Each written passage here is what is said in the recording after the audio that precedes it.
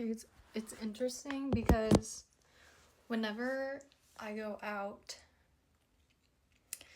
with my friends to bars or like out, I don't get approached by men. I'll get harassed. But if I'm alone out in public, usually that's when I've been approached before, and all of them were bad vibes, so nothing came from any of them.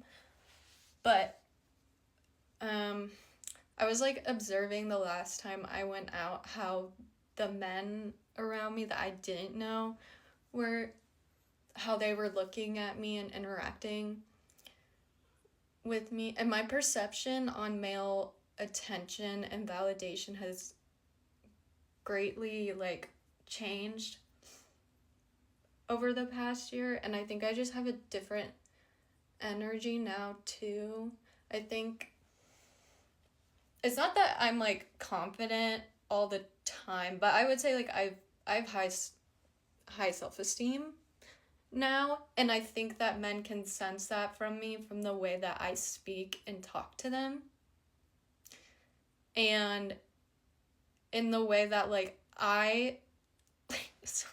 because I'll say things and people are like a little like taken aback by it, and I'm like, that's not even everything I wanted to say. Like, there's so much right now that I could say, and like but I don't know how it's gonna be perceived in a group setting, so I tend to just keep it to myself. But anyway, when I was younger, I used to be like, okay, why don't like men approach me in public, and when they do, it seems to be older men. I think now it's because with my energy, I feel like I don't know that if I'm intimidating to men, because like my size and stature isn't necessarily intimidating, like because I'm short, so that just like that's less intimidating to people.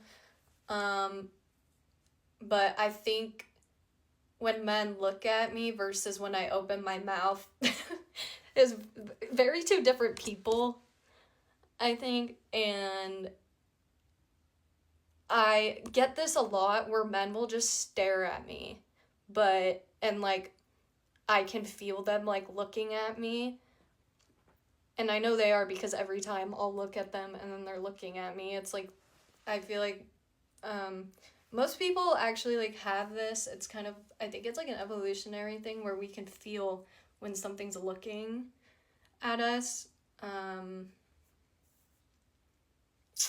But yeah, they tend to just kind of stare.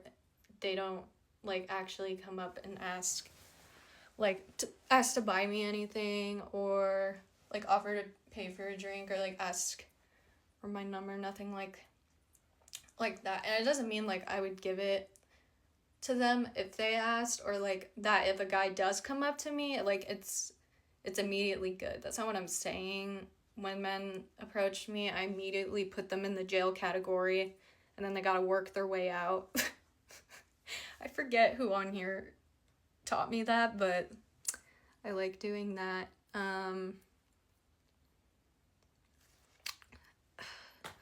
Also, the past year, every time I've interacted with a man that was attractive to me and had good social skills, and I liked talking to them, they all had girlfriends. All of them. So now when a guy like that comes up and talks to me, I immediately am like, probably has a girlfriend. Because, sorry, like, the reality of the situation is that most men are not dateable for me. Say like 95% of them to like 89 are probably not going to cut it. And that's not, I mean, it is kind of their fault, but it's also not their fault. It's partly conditioning. And in the way that like men kind of, I saw another creator who's autistic talking about that, like men kind of view her like a puppy. Like it's this like really cute, fun you know, animal to have, but then it like, it shits everywhere and like rips up your stuff, and like, you know, you usually has separation anxiety if it's a puppy, which I don't have separation anxiety from people. It's just an analogy for my autism, because my autism and my ADHD make me intelligent, self-aware, emotionally intelligent. Well, not that they make me that way, but I feel like because of that, it's made it easier to become that way.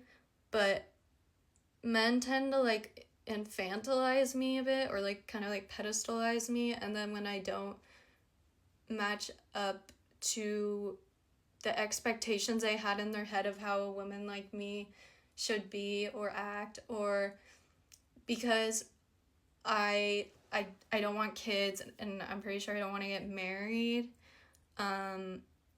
it makes men want to like control me, or like they think that they can be with me and then like turn me into a trad wife, which I don't allow, because school and like education and getting money are always probably going to be my top priorities as a woman, especially now, because with our rights being under attack, I think it's more important than ever that I do that too. And I know that everyone who shat on me for that video where I was talking about being a gold digger didn't listen to it all the way through, because at the end I said the reason why I would like money is because at some point I don't want to have to ask anyone for it. I don't want to have to like ask men for money, but that's just like the state of the economy right now, and my financial situation being a college student. And literally, I mean, every man that complains about women who are like gold diggers or like 304s or whatever, they always don't have any money. I'm not paying for that. Duh, you can't. Share a 7.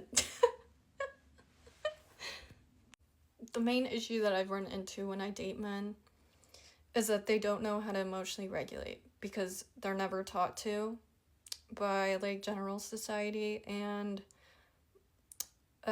most parents also don't teach their kids how to emotionally regulate in a healthy way. I think it's important to make that distinction, because you can regulate your emotions in dysfunctional ways with like examples would be like substance abuse or self-harm.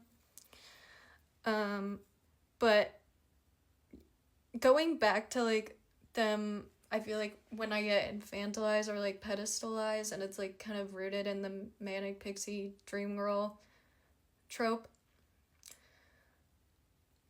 it's like I always like fall from grace from that pedestal when like they see me having like an autistic symptom that like isn't cute or funny anymore, and it doesn't benefit them. When I'm having a meltdown or I'm having a shutdown, they're nowhere to be found. And yeah, unfortunately, that's just been my experience. Like, if they can't hold their emotions for themselves and regulate themselves, then like they're not going to be able to do that for me, unfortunately.